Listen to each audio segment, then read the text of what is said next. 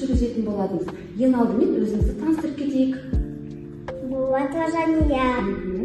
Мұратова Любима. Және мен Расул Назымбекова боламын. Балалар, енді қараңызшы, алдарында не бар? Жұмыртқа. Тұз. Су. Және ылғай. Құш Бар. Жарайсыңдар балалар. Тұзды зерттейтін боламыз. Қане және ылғай күшпен, қане қарай ғой тұзға. Тұзы қандай? Қане әлі байды. Тұз неге ұқсайды? Қауға. Және қанға ұқсайды. Тамаша. Балалар, адамдар тұзсыз өмір сүре ала ма? Жоқ.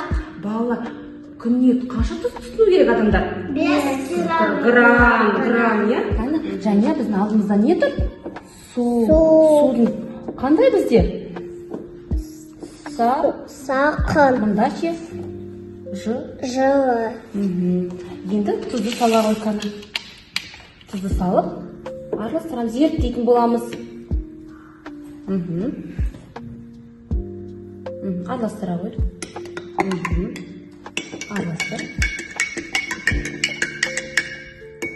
Екі стақанда да ағындап. Енді және қарай ғой, тұз. Салқын суда не болды тұз? Еремейді. Ал жылы суда ше? Ерейді. Тамаша. Мұнда тұзды сала ғой каналбей. Араластырамыз, жақсылап араластыра ғой. Мына стақанға тұзды салмаймыз. Енді әлгі қара сала ғой жұмыртқаны. Тұз салған тұзға жұмыртқаны ақырын сала ғой. Не болды? Жұмыртқа бізде батқан жоқ, иә? Қане тұз салмаған стақанға сала ғой жұмыртқаны суға. Ал онда не болды? Жұмыртқа бізде батып кетті. Мұнда бізде батқан жоқ, иә? Айырмашылығы бізде неде? Тұз салғанда жұмыртқа суға батпайды.